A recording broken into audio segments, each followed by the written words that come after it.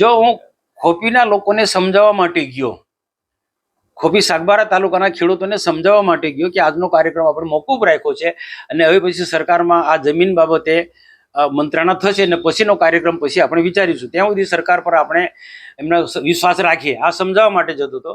જતી વખત પણ આ રોડ પર બંને બસો મૂકી રાખી હતી અને જ્યારે રિટર્ન થઉં છું ત્યારે પણ બંને બસો તે સ્થિતિમાં હતી, સાંજના રસ્તો બ્લોક કરી રાખ્યો હતો.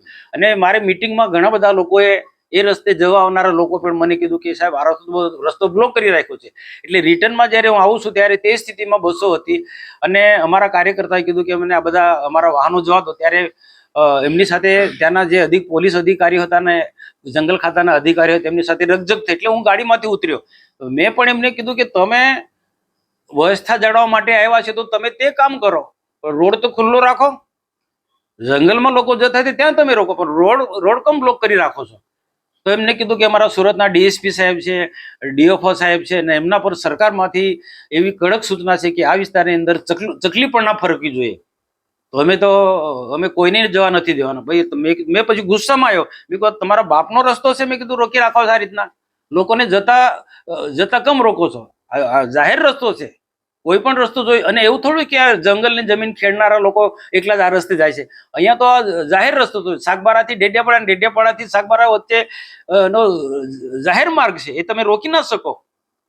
તો આ જ પ્રકારની અમારી રકઝક એના હાથે સાથે થઈ. એમાં એક પોલીસ વાળો હતો, એ થોડો પીધેલો હતા. આમ તો લગભગ બધા પોલીસ વાળા બધા પીધેલા હતા. તો એમાં એક બે લોકો ગાળાગાળી કરીને નિમ્ન કક્ષાની ગાળો બોલી. એ જે પોલીસ વાળા એ નિમ્ન કક્ષાની ગાળો બોલી એટલે પછી અમારે ના છૂટકે બોલવું પડ્યા. તમને શોભતું નથી, તમે ગાળો ના બોલો. અમે બહુ સંયમ રાખ્યો છે, પણ આજે ત્યારે જ મારે કહેવું પડ્યું કે એક બાજુ તમે સરકાર અમારી સાથે સમાધાનની વાત કરે છે અને બીજું વાત સરકારમાંથી એવો આદેશ આપવામાં આવે, જંગલ ખાતાના વડાઓ ઉપરથી ગાંધીનગરથી એવો આદેશ આપવામાં આવે છે, ડીએસપી ને ડીએફઓ ની સૂચના આપે છે કે આ વિસ્તારમાં ચકલું પણ નહીં ફરકવા જેવું. તો શું આ લોકશાહી છે?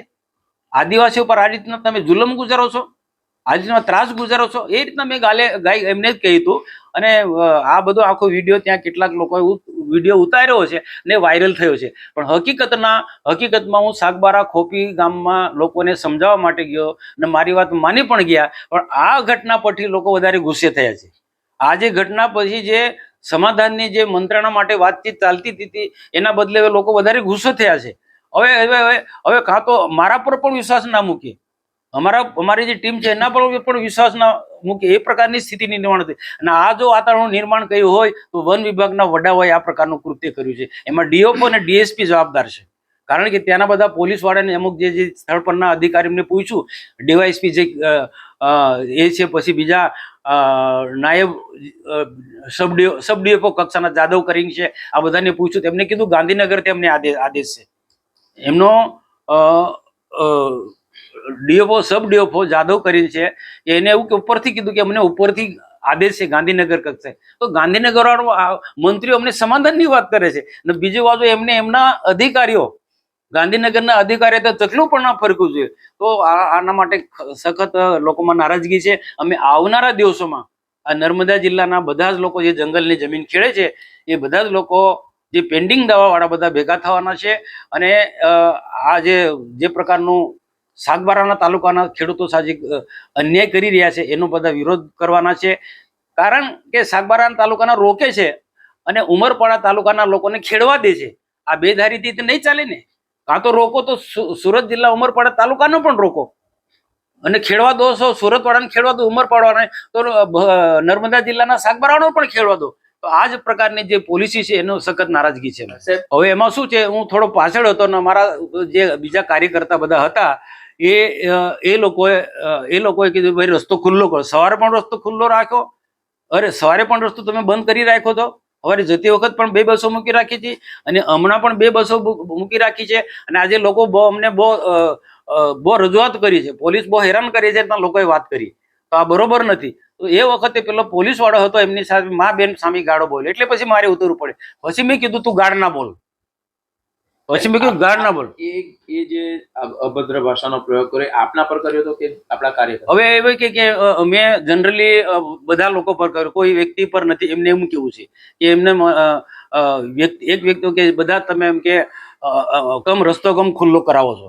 ઉપરથી એક બાજુ સરકારનો આદેશ છે કે અહીંયા ચકલું ને ફરવા કરવાનું, અને બીજો જો તમે અહીંયા આવીને રસ્તો ખુલ્લો કરાવો છો, એવું એમને કેવું હતું. તો સરકાર સાહેબ બે મોડાની વાત કરી છે, સરકાર સંસદને કંઈક કહી રહી છે ને. સરકાર બે મોડાની વાતો કરે છે, કાં તો મંત્રીઓને ખબર નથી કે એમના અધિકારીઓ શું રમત રમે છે. એક બાજુ મંત્રીઓ મને એમ કહે છે કે આપણે સમાધાનની ફોર્મ્યુલા અપનાવવા કરવાની છે અને લોકોને સમજાવીને મુખ્યમંત્રી સાથે બેસીને કંઈક વાટાઘાટો કરીશું, એ મારી સાથે બીજી વાત કરીને બીજી બાજુ એમના ઉચ્ચ અધિકારીઓ એવો આદેશ આપે ડીએસપી ને અને ડીએફઓ ને કે અહીંયા ચકલું પણ નહીં ફરકવું જોઈએ. તો આ બે ધારી નીતિ કઈ રીતના ચાલવાની? આદિવાસીને ગેરમાર્ગે દોરે છે, આદિવાસીને હેરાન કરો. અને અમને તો મને જો મધ્યસ્થી બને તો મારા પર ભરોસો રાખવો જોઈએ. મને જ્યારે હું તો ખરેખર સમાધાન માટે જઈ રહ્યો હતો, લોકો જે રોપા રોપવાના જંગલ ખાતાવાળા રોકા રોપવાના હતા ને એની સામે લોકો ખેડાણ કરવાના હતા, તો મેં કીધું આપણે ખેડાણ નથી કરવું, આપણો આજનો કાર્યક્રમ બિલકુલ બંધ રાખવો છે. ભલે રોપા રોપવા હોય કે જે કરવું એમને કરવા દે એમનું જંગલ ખાતાનું કાર્ય, આપણે આપણો કાર્યક્રમ ખેડાણનો બંધ રાખવો છે. એ સમજાવવા માટે ગયો તો મારી વાત લોકો માની પણ ગયા. સાહેબ બીજું કે તમે જે ખેડાણ કરવાનું જે તમે વાત કરી હતી, તો અત્યારે તો તમે સ્થગિત રાખ્યું, પણ ફરી તમે એ જંગલ જમીનમાં ખેડાણ કરવા જવાના છે અને ક્યારે જવાના છે?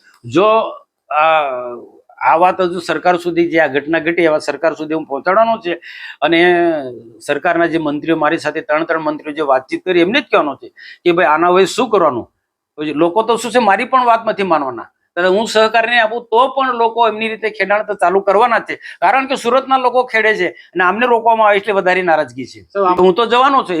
એ લોકો હું આના પહેલા સરકાર સાથે મંત્રણા જે કરવાના છે મંત્રણા કરીશ, અને જો સુખદ અંત આવશે તો સારી વાત છે, જો સુખદ અંત ના આવે તો મારે તો લોકોની સાથે રહેવું. કારણ કે આજે 7 ટર્મથી આ લોકો મારી સાથે જોડાયેલા લોકો છે, ભારતીય જનતા પાર્ટીની સાથે આ લોકો જોડાયેલા લોકો છે, તો એને તો મારે તો એમને મદદરૂપ થવું, મારે તો ફરજ છે કે એમને સહકાર આપવો.